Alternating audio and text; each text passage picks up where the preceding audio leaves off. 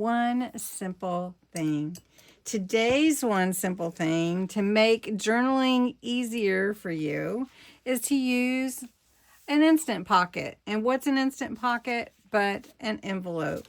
You can repurpose envelopes any size, any way that you want to make a pocket for your journal page. So these are some fun options, but there's plenty more. And we're going to make an envelope pocket.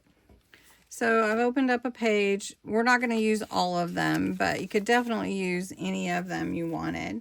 I'm just going to use a junk mail envelope, and I'm just going to cut it in half.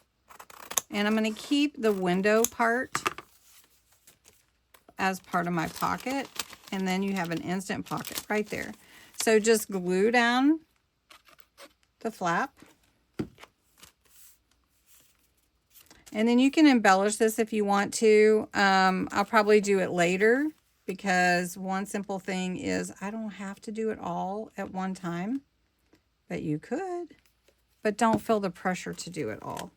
So I'm going to put it over to the side. I'm just gluing it down. Actually, I think I made it a double pocket. It's just a habit I have. So then I can slide something in here and I can see that, and then I can also slide it behind because I actually made it a double pocket. So easy peasy. Use an envelope as a pocket. If you wanted to just glue something onto your page or clip it on there, that can be your little pocket. So just say you wanted to clip this onto your page. Even if you just had a little paper clip that you wanted to add some ribbon to or something, just clip that on your page and it turns into a little pocket that you have right there. But just use what you have. I want to encourage you always, you don't have to have everything that everybody else has. Just embellish how you want to with what you have.